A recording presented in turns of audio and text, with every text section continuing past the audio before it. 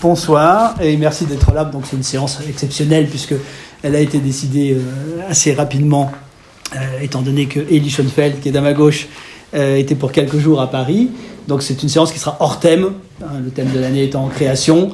Ce sera une séance hors thème, donc sur Kafka, comme vous l'avez vu, je suppose, et c'est la raison pour laquelle vous êtes là, entre autres choses. Je ne donne pas donc toutes les informations de l'Institut d'études lévinassiennes comme le fait Romain d'ordinaire, qui est absent et qui s'en excuse, mais simplement je signale que la prochaine séance du séminaire, donc qui reprendra son cours sur création, sera la séance de René Lévy et qui aura lieu mercredi prochain, dans une semaine, dont le titre exact m'échappe, mais tu vas me le rappeler, création et je ne sais plus. L'art comme métaphore de la création. L'art comme métaphore de la création. Exact. Donc la première de deux séances. Première séance. Voilà. Donc René, et puis ensuite on aura 15 jours de délai avant la suivante qui sera celle de Daniel Franco, si je ne me trompe. Voilà. Donc je vous présente très rapidement Elie, en disant d'abord donc, que c'est un ami et un membre de l'Institut, puisqu'il a participé à la création de cet institut, donc au tout début, en 2000, à Jérusalem pour le coup.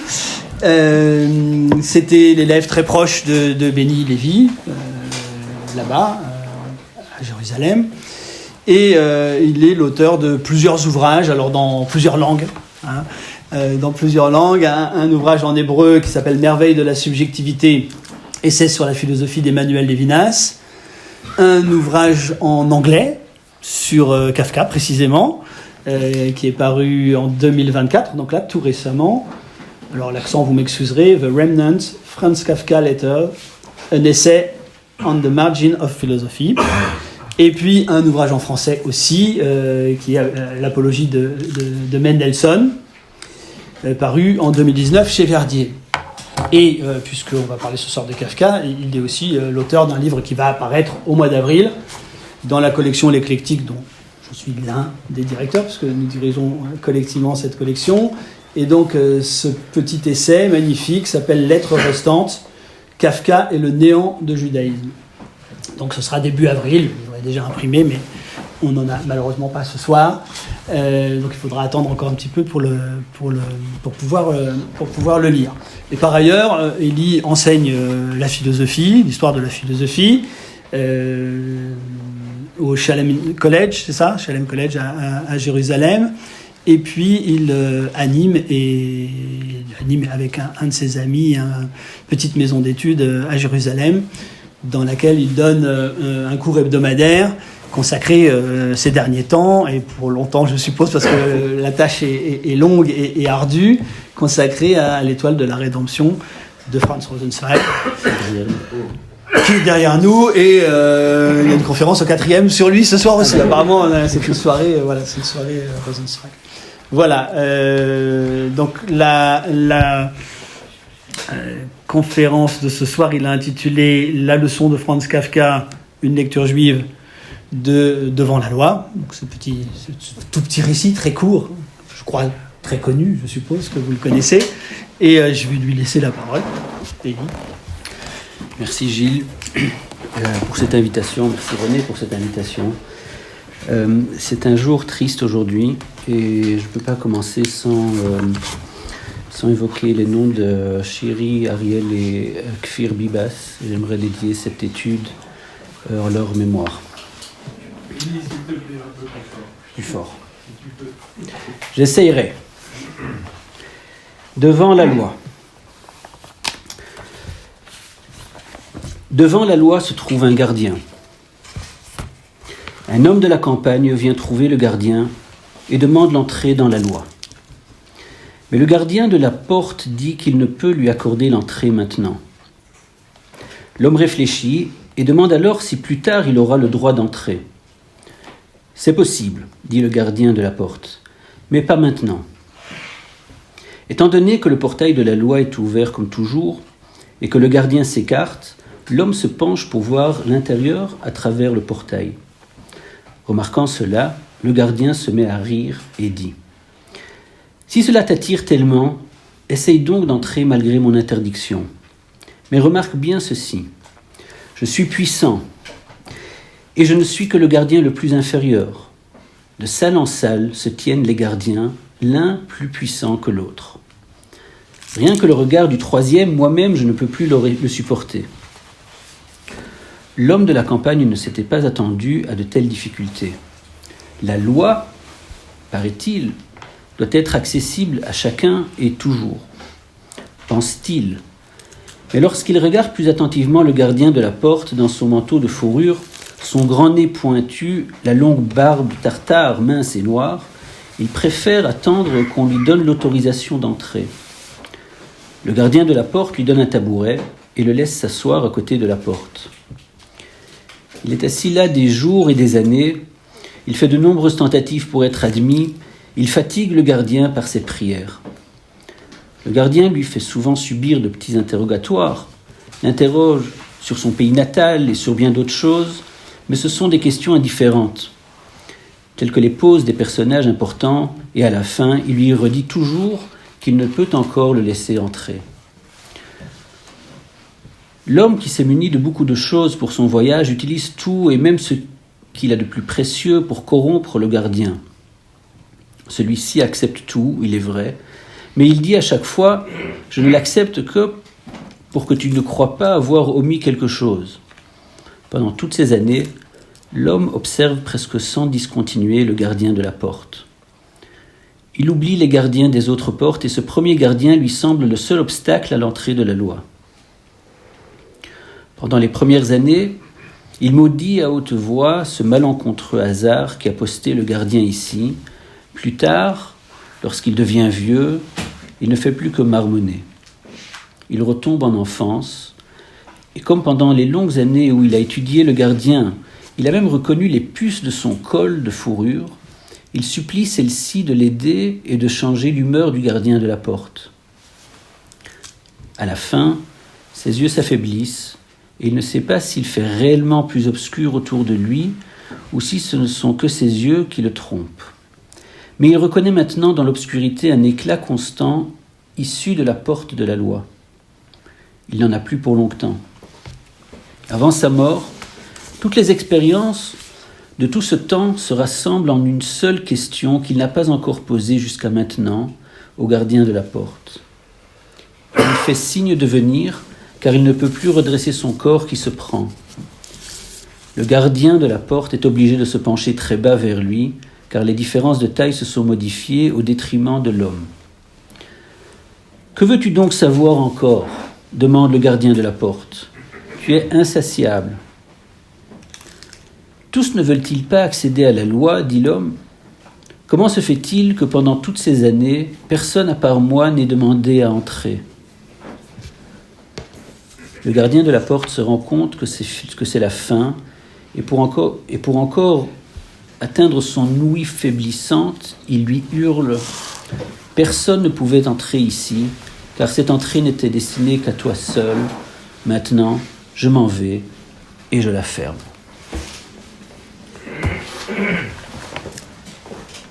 Le titre de mon intervention suggère que Kafka a quelque chose à nous apprendre. Une leçon. En vérité, j'aurais dû dire un chiour, une leçon juive. D'où mon sous-titre, Lecture juive de devant la loi.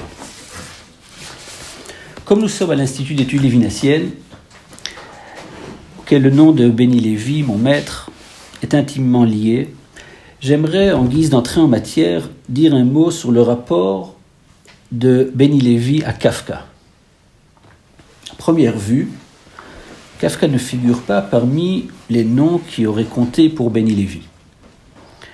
À consulter ses textes, sa bibliothèque, j'ai même posé la question à Léo Lévy, Kafka n'a pas joué de rôle important, ou quelconque d'ailleurs, dans l'écriture ou dans l'itinéraire de vie et de pensée de Benny Lévy.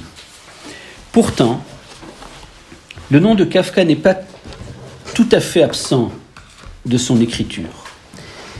Il y apparaît indirectement, cité par Sartre, dans son premier livre, ou du moins dans le premier livre qu'il a publié de son nom propre, de son vrai nom propre, Le nom de l'homme. Et il apparaît à 3 reprises, à 3 endroits différents, tous d'une importance stratégique. S'il est possible de parler d'une stratégie d'écriture chez Béni Lévy, et je pense qu'il est possible d'en parler ainsi. Première occurrence. Sur le dos de couverture du livre, là où habituellement l'auteur offre à ses lecteurs une présentation ou un pressentiment de ce dont il sera question dans le livre, texte ramassé qui résume, sinon la thèse, alors le thème du livre, Béni Lévy cite le passage suivant de Sartre. Donc c'est une citation de Sartre. On se souvient de cet apologue de Kafka. Un marchand vient plaider son procès au château, un garde terrible lui barre l'entrée, il n'ose passer outre, attend et meurt en attente. À l'heure de mourir, il demande au gardien « D'où vient que j'étais seul à attendre ?» Et le gardien lui répond « Cette porte n'était faite que pour toi. » Il y aurait toute une étude à faire sur les erreurs dans la citation de Sartre. D'abord, il ne s'agit pas d'un marchand, il n'y a pas de procès, et il ne vient pas plaider quoi que ce soit au château. Sartre a fait une espèce de compilation du château, du marchand, enfin... En tout cas, ce n'est pas mon affaire. Ce qui m'intéresse, c'est le fait même que cette citation apparaisse sur le dos de couverture du livre. Comme si, pour dire l'essentiel de ce dont il est question dans Le nom de l'homme, il faut aller voir de ce côté chez Kafka, et plus précisément dans ce court texte qui fait l'objet de mon intervention ce soir, Devant la loi. Deuxième occurrence. Cette même citation, reprise mot pour mot, apparaît en exergue de la dernière partie du Nom de l'homme intitulée « Limbien », où Béni Lévy déploie pour la première fois sa pensée du retour. Il faudrait démontrer ça, on en a parlé un petit peu, Gilles, l'autre jour. Il y a des anticipations très étonnantes des grandes intuitions qui vont faire l'objet des cours et des travaux de Béni Lévy plus tard. C'est une citation qui apparaît donc en exergue de cette dernière partie, avec 3 autres citations, l'un des derniers entretiens avec Sartre sur la résurrection des morts, l'autre du Zohar et le 3e de Lévinas. Donc il est en bonne compagnie, Kafka. Le Zohar, les derniers entretiens et Lévinas. Encore une fois, en exergue, ça veut dire que c'est un lieu stratégique qui suggère que ce dont il est question dans la partie juive de ce livre, car la dernière partie du Nom de l'homme est, si on peut le nommer ainsi, la partie juive du livre. Donc, ce dont il est question dans cette partie peut se résumer par cette petite histoire, par cette parabole, ou comme Kafka l'appelait, das Legende, cette légende, cette agada devant la loi. Enfin, 3e occurrence, celle-ci apparaît au tout début de la dernière partie du Nom de l'homme, et là, Béni Lévy rapproche 2 citations de Sartre que je vous propose. Donc, voilà, au tout début de la dernière partie du Nom de l'homme. Sartre aurait pu dire ce que Kierkegaard confiait à Lévin. « Quelle chance vous avez d'être juif, vous échappez au christianisme. » N'écrit-il pas aussi, Béni Lévy poursuit, n'écrit-il pas aussi, donc Sartre, Kafka disait « J'ai un mandat, mais je ne sais pas qui me l'a donné. Flaubert, écrivain, n'a pas eu cette chance merveilleuse. » Fin de citation. Kafka a eu cette chance merveilleuse d'être mandaté sans savoir son origine, l'origine de ce mandat. Ainsi, j'échappe au christianisme. Ainsi, Kafka échappe au christianisme. Si vous voulez, ainsi, Kafka échappe à l'angoisse devant le péché par laquelle Kierkegaard décrit le sujet chrétien. Chance merveilleuse d'être juif. Et tout cela sur fond de cette petite histoire devant la loi. Inspiré par ces intuitions, je vous proposerai, dans le temps qui m'est imparti, une lecture juive de Devant la loi. Le juif, s'il s'angoisse, ce n'est pas devant le péché, mais, aimerais-je dire, devant la loi. Ou bien devant la parole contraignante, assignante, du nom. Acharedim lidvar Hashem, lit-on dans le livre d'Ezra. Et c'est en tant que le juif est le sujet qui, de par son essence, de par son être, est sujet de la loi, sujet pour la loi, Zain zum Gesetz, pour paraphraser vous savez qui. Et puis, n'est-ce pas ce que Paul, et après lui Spinoza, lui reprochait, son obsession pour la loi charnelle, pour la loi politique. Entend donc que le juif est être pour la loi. Ce petit texte de Kafka, vor dem Gesetz, devant la loi, me concerne le juif. Elle en appelle à une lecture juive. Or, il faut s'attarder un instant sur le titre de cette petite histoire. Devant la loi, vor dem Gesetz. Est-il exact de dire que le juif est être devant la loi ? Ou bien, n'est-il tel que pour celui qui ne sait pas bien nommer ce devant quoi le juif est ? Pour l'ignorant. Par ces questions, j'anticipe la thèse que j'aimerais explorer ici, à savoir que s'il y a une leçon juive de Kafka, elle a trait à cette question du nom de la loi, cette question de la nomination de ce devant quoi le juif est. Pour faire un pas dans cette direction, tournons-nous vers le protagoniste de l'histoire, son nom. Il ne s'agit pas d'un marchand, comme le suggère Sartre, mais d'un homme de la campagne. En allemand, ein Mann vom Land. Quiconque a une oreille pour les signifiants juifs n'aura pas de mal à reconnaître derrière le Mann vom Lande, littéralement l'homme de la terre, la figure biblico-talmudique bien connue du Am Haaretz, que René traduit par le fier ignorant. Heinz Politzer,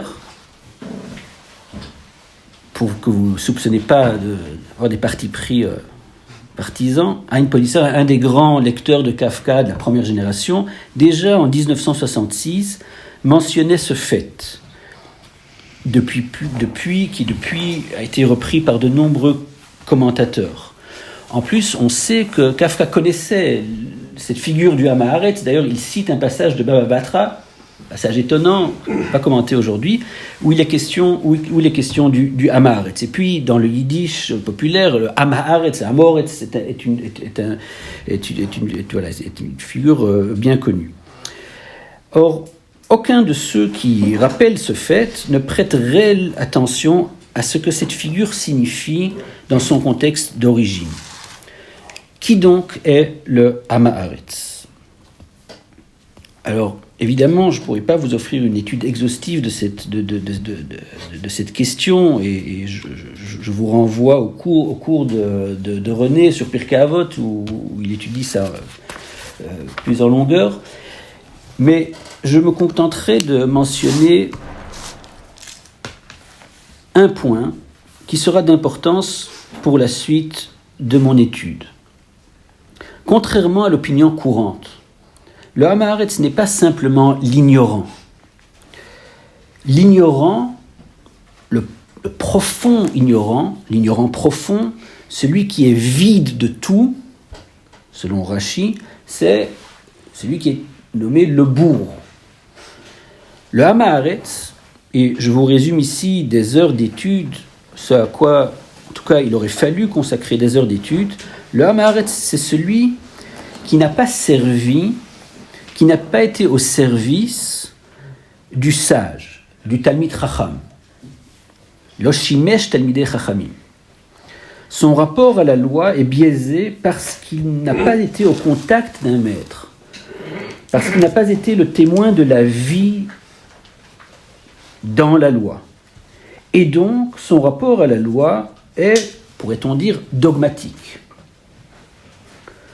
Ou, pour le dire dans la langue des maîtres, il n'est pas un chassid, c'est-à-dire, il est incapable de juger, de subir la loi au-delà de la stricte justice. אי אפשר שיהיה חסיד לילך לפנים משורת הדין. Je ne connais pas cette mesure du jugement au-delà de la stricte limite de la justice. Le Am Haaretz, comme le Mann vom Lande de Kafka, se tient devant la loi, devant la porte de la loi, sans être capable d'y entrer, de la vivre. Il passera donc sa vie entière devant la loi, sans la pénétrer, jusqu'à ce que mort s'en suive. La lettre tue. La loi est loi de mort. On connaît le refrain.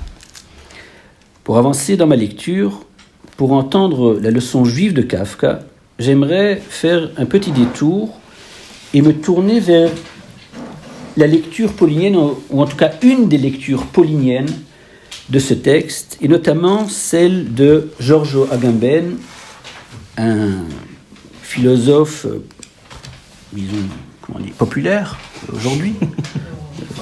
Non, sans jugement, en vogue. Donc, je vous épargne toutes les introductions sur Agamben et je vous propose immédiatement sa lecture de Vor dem Gesetz. C'est dans un de ses livres les plus connus, le plus important, Homo Sacer. Voilà ce que nous dit Agamben de ce texte. Il est significatif qu'en dernière analyse, tous les exégètes interprètent le récit de Kafka comme l'apologue d'une faillite, de l'échec irrémédiable du paysan devant la tâche impossible que lui impose la loi. Il convient toutefois de se demander si le texte de Kafka ne permet pas une lecture différente. Les exégètes semblent en effet oublier les mots sur lesquels s'achève l'histoire. Personne d'autre n'avait le droit d'entrer par ici, car cette porte t'était destinée à toi. Maintenant, je pars et je vais la fermer. Ich gehe jetzt und schließe ihn. S'il est vrai, comme nous l'avons vu, que c'est précisément l'ouverture de la porte qui constituait le pouvoir invincible de la loi, sa force spécifique, il est possible dès lors de penser que le comportement du paysan, et là c'est la remarque importante qui m'intéresse de Agamben, que le comportement du paysan n'était qu'une stratégie compliquée et patiente pour obtenir sa fermeture et interrompre sa validité. Or à la fin, et sans doute au prix de sa propre vie, le paysan atteint vraiment ses objectifs. Il réussit à faire fermer pour toujours la porte de la loi. Et Agamben enchaîne. Dans son interprétation du récit, Kurt Weinberg voit dans le personnage timide mais obstiné du paysan la figure d'un messie chrétien empêché.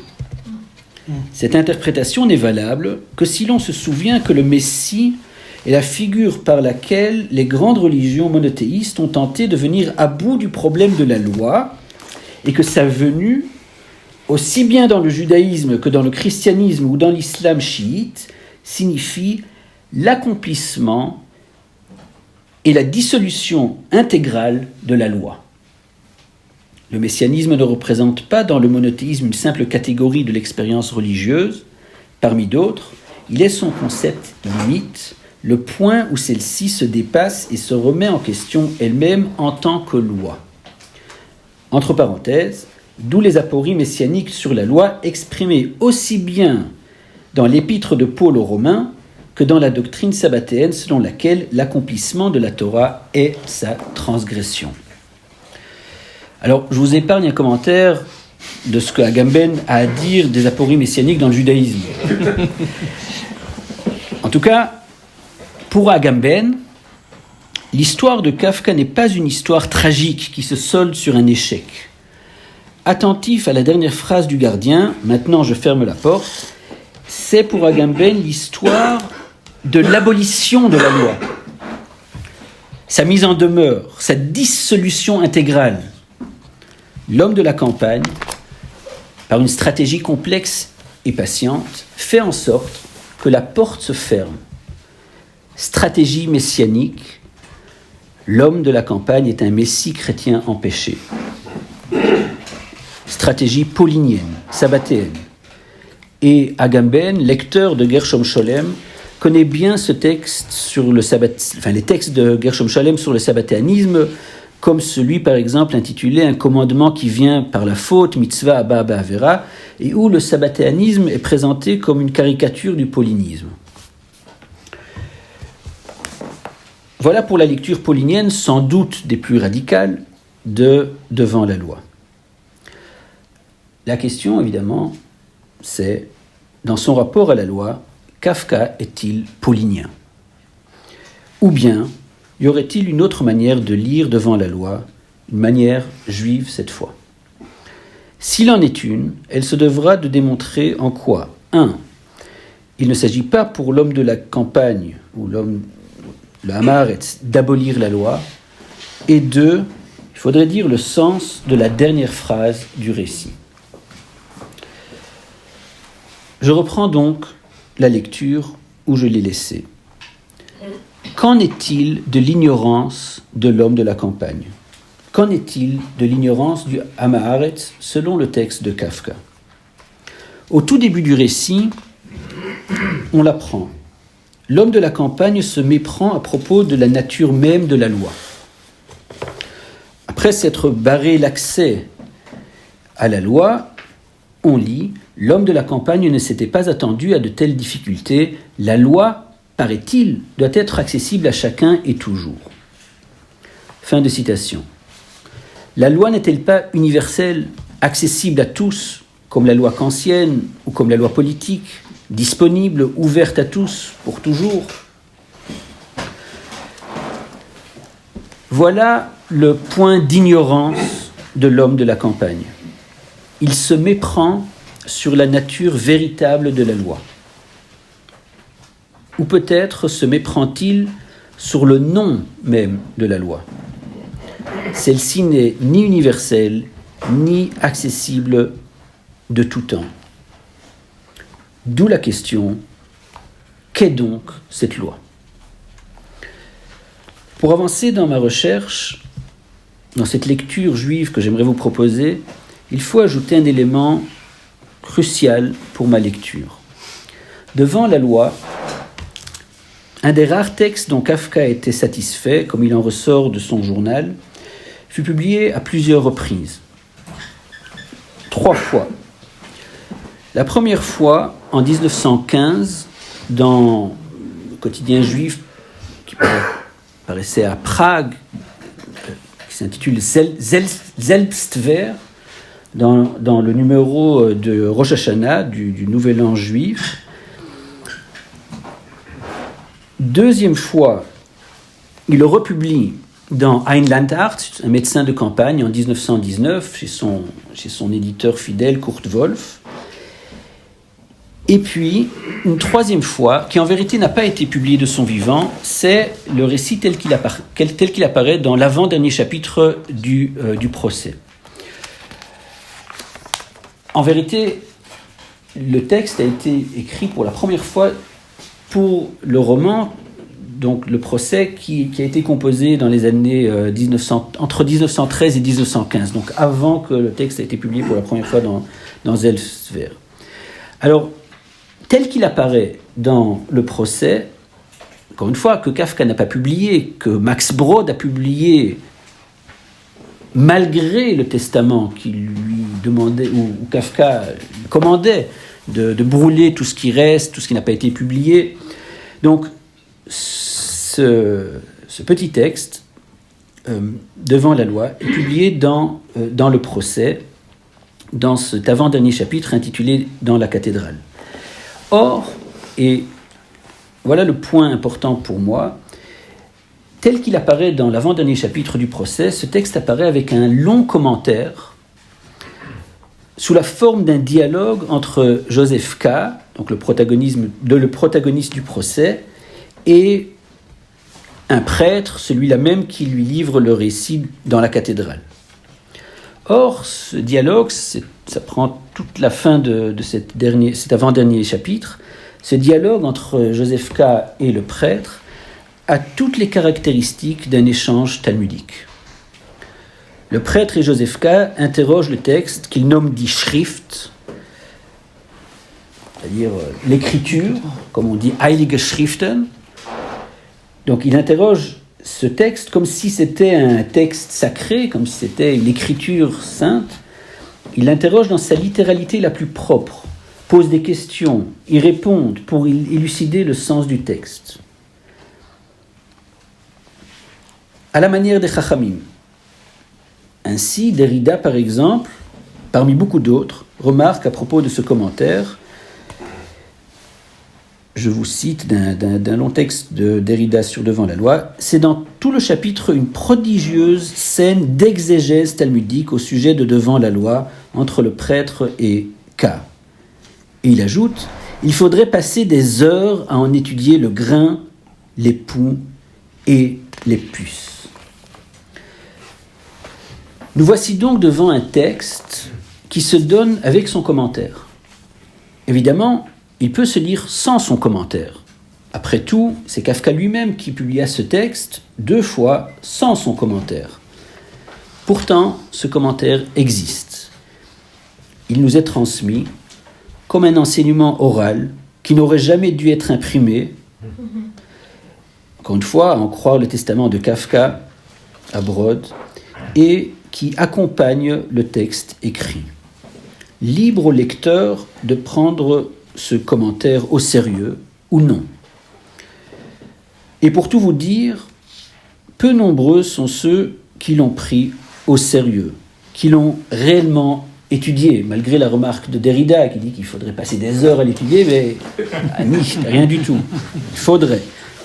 Étudions cette exégèse talmudique. Agamben fait l'impasse totale, il ne rappelle même pas ce texte. Pour Agamben, ce texte n'existe pas du tout. Et vous comprendrez tout de suite pourquoi, en vérité, Agamben ne peut le mentionner. C'est une impossibilité structurelle. Il doit l'occulter, ou simplement l'ignorer. Question d'ignorance, encore, toujours. Mon parti pris est de ne pas ignorer ce texte.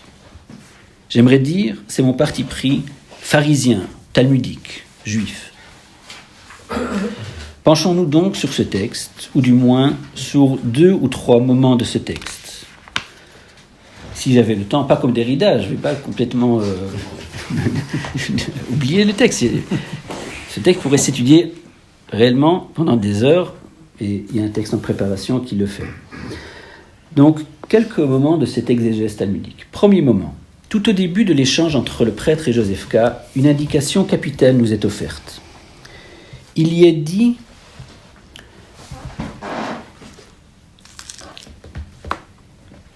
que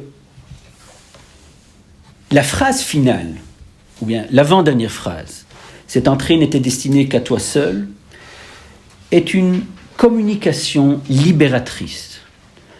Eine erlösende Mitteilung. Il faudrait traduire un énoncé ou une annonce rédemptrice. Un message rédempteur.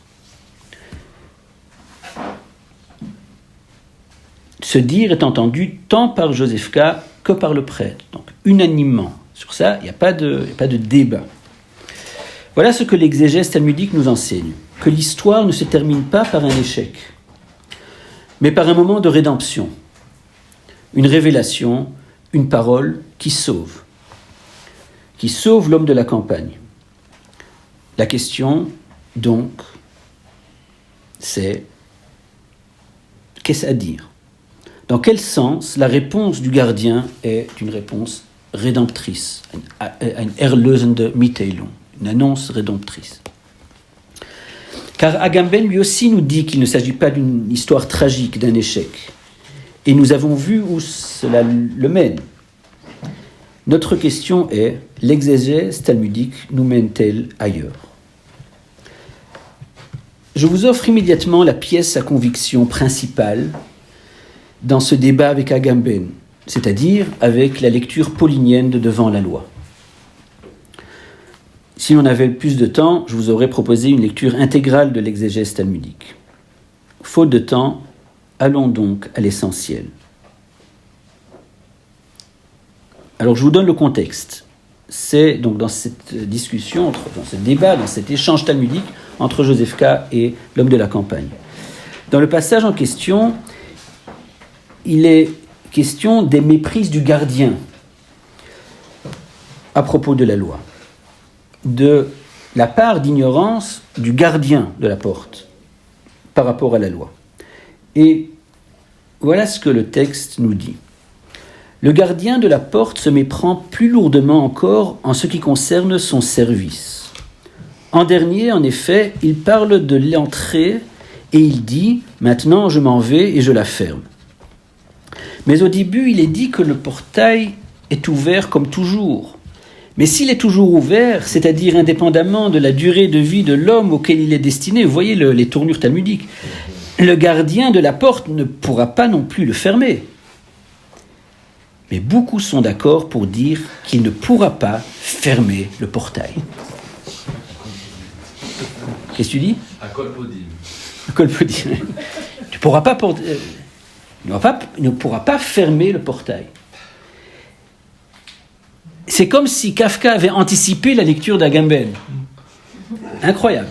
Comme s'il avait anticipé cette lecture paulinienne qui voit dans l'homme de la campagne un messie chrétien venu abolir la loi. Rabbi Kafka nous prévient, la porte est ouverte, elle l'était et le restera. Le gardien dit en effet qu'il fermera la porte, mais il n'en est rien. Il se méprend. Aucune annulation, aucune suspension de la loi ici. On ne peut être plus clair. L'interprétation talmudique invalide sans appel la lecture paulinienne. Mais alors, question qui s'impose, en quoi la dernière phrase, cette entrée n'était destinée qu'à toi, est-elle rédemptrice ? Pour répondre à cette question, pour faire sens du dire talmudique, qu'il s'agit d'un message rédempteur, il faut changer de perspective. Il faut arrêter de penser au rapport à la loi en termes d'accomplissement. La question est une question de désir. Face à la loi, devant la loi, le désir paulinien est un désir d'accomplissement. Pleroma un nomo et agapé. L'amour et l'accomplissement de la loi, apprend-on dans l'Épître aux Romains. Et pour aller très vite, je vous rappelle un texte extraordinaire de Nietzsche qui sut reconnaître cette obsession paulinienne d'accomplissement de la loi. C'est dans l'aphorisme 68 d'Aurore. Voici ce que Nietzsche, qui en savait quelque chose sur l'âme chrétienne, nous dit. Si le vaisseau du christianisme a jeté par-dessus son bord un bon parti de son lest judaïque, c'est à l'histoire d'un seul homme qu'il le doit, de cette nature tourmentée, digne de pitié. Il s'agit de Paul. L'aphorisme en question s'intitule le premier chrétien. Il souffrait d'une idée fixe, ou plutôt d'une question fixe, toujours présente et toujours brûlante.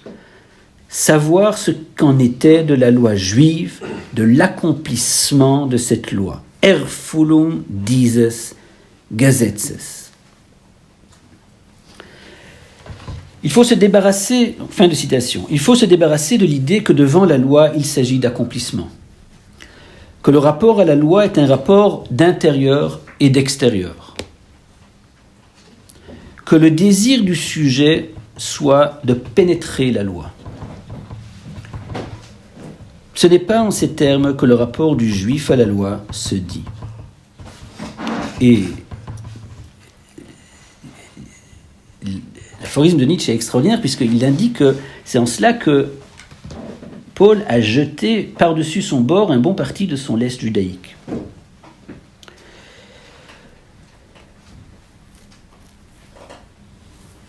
Le juif, quant à lui, ne se pose pas la question de l'intérieur ou de l'extérieur.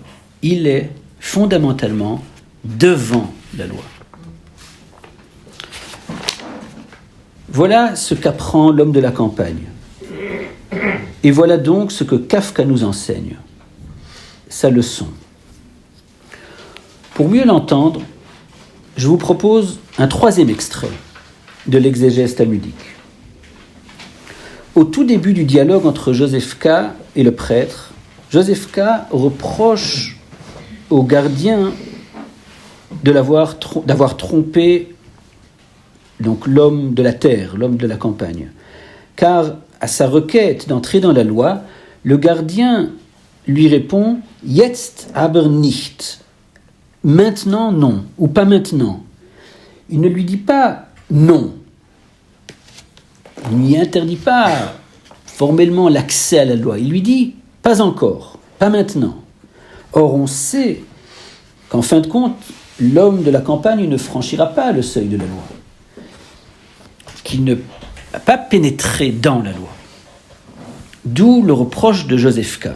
Donc que le gardien a trompé l'homme de la campagne. À cela, le prêtre lui répond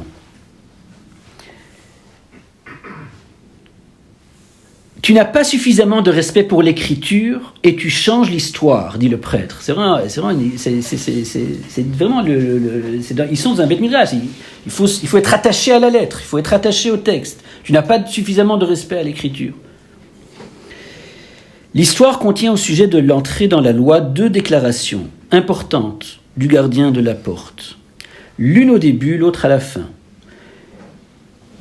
L'un de ces passages dit ceci, qu'il ne peut maintenant lui accorder l'entrée. Et l'autre, cette entrée était destinée qu'à toi. S'il existait une contradiction entre ces 2 déclarations, tu aurais raison. Et le gardien de la porte aurait trompé l'homme. Or, il n'y a nulle contradiction. Au contraire, première déclaration, pas encore, renvoie à la seconde. Cette porte était destinée qu'à toi. Encore une fois, extraordinaire exercice d'exégèse talmudique. Le pas maintenant renvoie à cette porte t'était destinée. Ce qui est visé par le pas maintenant, jetzt aber nicht, ce n'est pas l'entrée dans la loi, mais le message rédempteur. Cette porte n'était destinée qu'à toi. Tu as passé ta vie devant la loi et tu as bien fait. En fait, tu n'avais pas le choix de fait, de par ta facticité. Non pas pour y pénétrer, mais pour entendre cette parole rédemptrice. Que ta vie, vécue devant la loi, n'a pas été vécue en vain. Car, et c'est là le point essentiel, cette attente devant la loi a accouché d'une question. Ta question, la question de ton existence.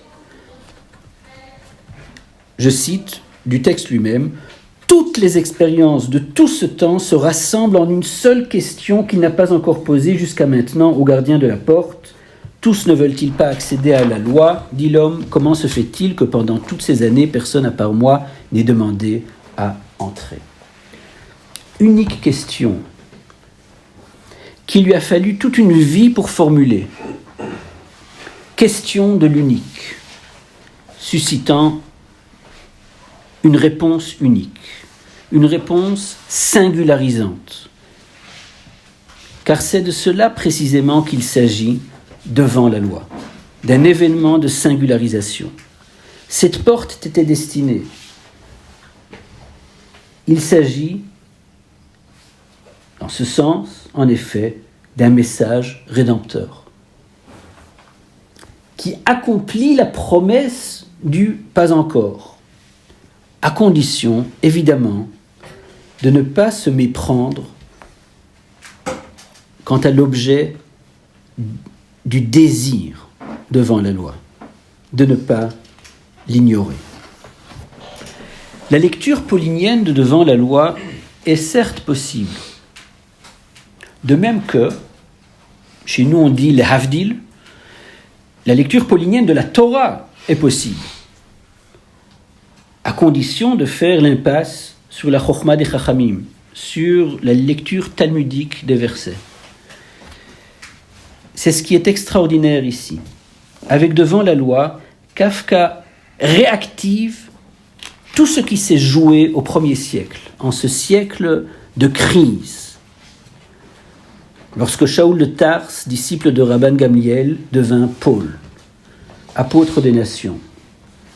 Et Rosenzweig, avec ses intuitions fulgurantes, a peut-être vu cela aussi, lorsqu'à la fin de sa vie, il écrit à Gertrude Oppenheim « Les gens qui ont écrit la Bible pensaient en effet comme Kafka. Je n'ai jamais lu de livre qui m'ait rappelé aussi puissamment la Bible que son roman « Le Château ». C'est pourquoi le lire n'est pas un plaisir. » Enfin, il y en a un qui le dit. Ni Kafka, ni la Bible. C'est pas très plaisant. Mais j'aimerais conclure par où nous avons commencé. Le Am Haaretz. Selon le dire de Hillel le sage, il n'est pas un chassid. C'est-à-dire, selon le commentaire du Yachin et Boaz, je l'ai déjà rappelé, que n'ayant pas vécu auprès du Talmid Chacham, d'un maître, il est incapable d'exercer la loi selon la mesure du lifnim meshurat hadin, au-delà de la ligne de la justice ou de la loi, ou au-delà de la stricte justice. Or, de quoi s'agit-il dans le récit de Kafka? Précisément, d'un homme qui passe sa vie auprès du gardien de la loi, auprès d'une figure qu'on pourrait facilement identifier avec le Talmid Chacham, avec le sage. Certes, il arrive à Haaretz, ignorant, dans le sens qu'on a dit, incapable de vivre au-delà de la stricte justice, incapable de vivre la loi, d'en faire une règle d'existence réelle, un enseignement ou une Torah. Obsédé, en tout cas au début, obsédé par l'idée de pénétrer la loi, de l'accomplir, c'est à son point d'ignorance, il est incapable de la vivre. Pas encore, lui dit le gardien. Ce n'est qu'au bout de toute une vie passée auprès du gardien du Talmid Chacham qu'il pourra poser sa question, une vraie question, et entrer non pas à la question de savoir s'il peut rentrer dans la loi ou pourquoi il ne peut pas le faire, mais ayant très précisément à son être là devant la loi. Toute une vie vécue auprès du Talmid Chacham pour se défaire de l'obsession d'accomplissement. Il commence comme Am Haaretz. D'ailleurs, dans le texte, le terme Man von Lande apparaît à 2 reprises au tout début du texte. Au fur et à mesure, le protagoniste s'y réfère par le nom d'Asman. D'Asman, on dit d'Asman. Donc, ce n'est qu'alors, après avoir passé une vie entière auprès, justement, de ce Talmid Chacham, qu'il est prêt à tourner le regard, à enfin voir, non pas la loi, mais le gardien, à lui poser une réelle question. On est à l'Institut d'études lévinassiennes, à voir son visage. Car devant la loi met en scène un événement intersubjectif, comme disent les phénoménologues. L'homme n'est pas uniquement devant la loi dans ce récit. Il est aussi, et peut-être avant tout, devant le gardien, devant l'autre. Et peut-être, devant la loi, n'est rien d'autre que le récit d'un sujet qui, lentement, détourne son regard de la loi à l'autre. Non pas pour défaire la loi, l'accomplir en le détruisant, pour fermer la porte, mais pour découvrir la loi de l'autre, la loi du visage, qui est tout sauf une loi. Je vous cite un petit passage d'Autrement qu'être de Lévinas. Assignation à identité pour la réponse de la responsabilité dans l'impossibilité de se faire remplacer sans carence. À ce commandement, tendu sans relâche, ne peut répondre que « me voici » où le pronom « je » est à l'accusatif. Non pas loi, Gesetz, nomos, lex, mais commandement. Ou en bon français, mitzvah. Voilà ce qu'il en est pour le juif devant la loi. De bien nommer, de bien entendre ce devant quoi il est. Or, une loi qui s'adresse en propre à l'unique n'est précisément pas une loi, n'a pas la forme de la loi, universelle par essence. Une loi singularisante ou singularisatrice est un oxymore. Devant la loi n'est en vérité que l'histoire de cet homme qui, petit à petit, se défait de son ignorance. Dans ce sens, à la fin de récit, le Am Haaretz meurt. C'est la Am Haratzut meurt, le point d'ignorance, c'est celui qui meurt. Car entendre derrière la loi, au lieu de la loi, le commandement comme événement de singularisation, c'est, pour le juif, s'en sortir. C'est ne plus être devant la loi, mais précisément être devant le commandement. C'est la leçon de Kafka, celle que, du fond de son ignorance, il nous transmet, malgré tout.